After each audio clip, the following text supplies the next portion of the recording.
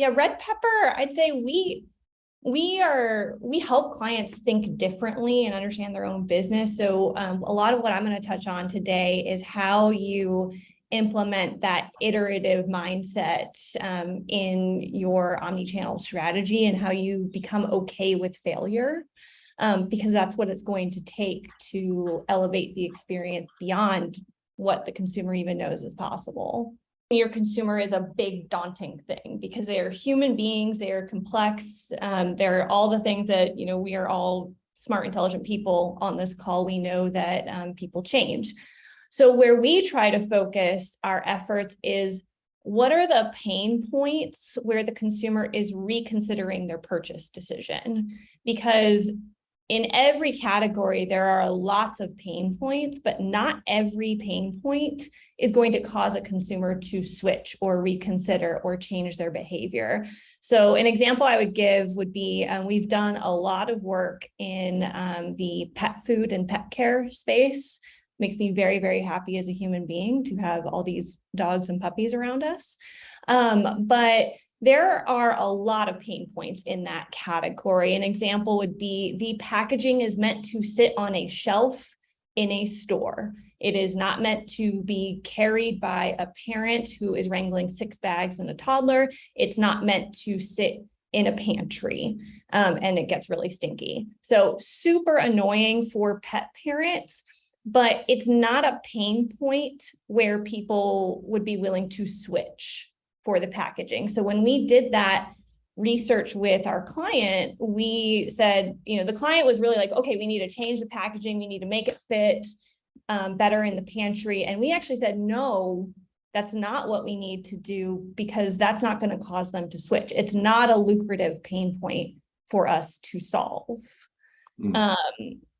And going into more of that, what this client has a wealth of expertise at their fingertips. They have DNA testing, they have fitness tracking apps for your pets, they have veterinary advice. We had a lot of bells and whistles that we could add on to this brand to help them develop a D2C channel. But what we found was some of those bells and whistles actually decreased the consumer's willingness to convert. An example would be in veterinary advice. This brand is well equipped to give veterinary advice. The consumers did not want veterinary advice from this brand.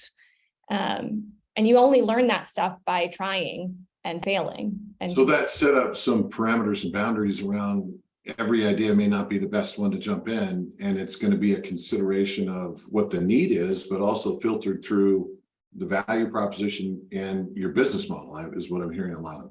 Yeah, absolutely. Because, we tested that, it didn't work. We cut it and we moved on and tried the next thing. First, I just wanted to say, when I was reading about Come and Go's Fuel Pay app, my fingers just became warmer, because coming from Chicago, I just know that feeling of my fingers being frozen. And it gave me the feeling that I want to give all of my clients and customers, that is, oh my God, how did I ever live without this? And that's immediately what I thought of when I learned of that offering. And so how we do that for our clients at Red Pepper, very, very nice, Jim. Glad for you on that. Is we've had 2 clients that have really focused on giving customers that feeling of customization. Again, the dog food brand, we found that pet parents just needed to feel good about their choices. They needed to feel good about their choice and just move on. They didn't want to rethink their dog food choice, even though we found they reconsidered it about 7 times in the life cycle of their dog. So the kibble that was in the bag was not custom. That is something that the supply chain just could not do. But with our messaging, with the packaging, with the experience, we created a feeling of customization that gave the pet parent that same feeling without actually having to change our entire supply chain. So even something as simple as, we put your dog's face on the bag. Like, they don't want veterinary advice from you, but they will switch to buying D2C from you if you put their dog's face on the bag. And it's Speaking their language. yeah, it's why like I want to look at a dog food bag that has my dog on it. And it was just such a simple thing. But it got people to stay and switch and stay. Here is one of our cookie clients. We have great clients at Red Pepper: dogs, cookies, all the things you could possibly love.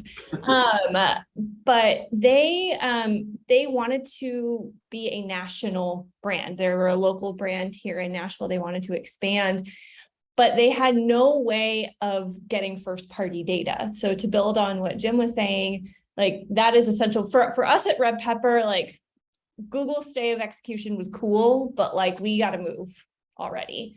And so what we did with that brand, and it took a lot of convincing, we finally, maybe 3 weeks ago, have a first party acquisition strategy with them where we give people a free cookie. We mail them one free cookie in exchange for their email address.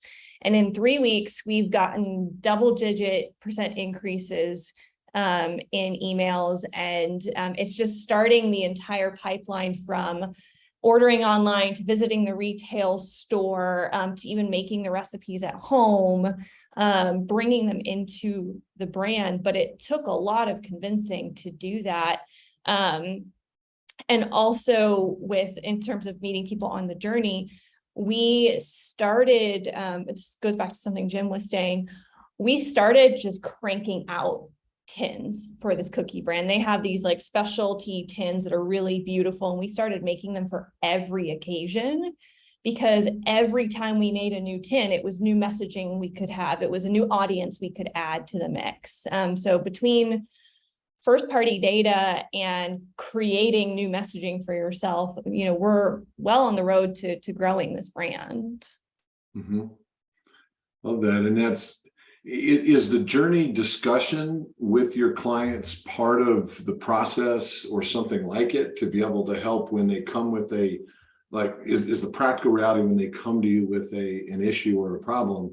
Do you have a process of stepping back and saying, well, let's look at this to say, what is the decision journey and where do we intersect? Is that part of a process at Red Pepper that you deploy with your clients? No matter what they ask about? Yeah, journey mapping is part of the beginning of the process for us. And so for this cookie client, the journey for the customer stopped when they received the cookies. And that is sort of what opened the client's eyes to saying, oh, well, why is it stopping? Well, now we're inserting marketing material into the tin to turn the gift receivers into the gift givers. And so it's kind of cool because we get to show them how their journey is growing, because it was so short in the beginning, and now we just get to show the new touch points. I don't know how many projects I've been on that have been derailed because the clients did not know who they were as a brand and were unwilling to put in the effort to understand it. And the stakeholders in the mix had different ideas of how these channels were going to drive the brand and the bottom line. We have had amazing journeys and technology and experiences killed because somebody said, oh, it's not going to be profitable immediately. And that I would leave you with, make sure everyone is on board with how omni-channel planning is going to drive your business.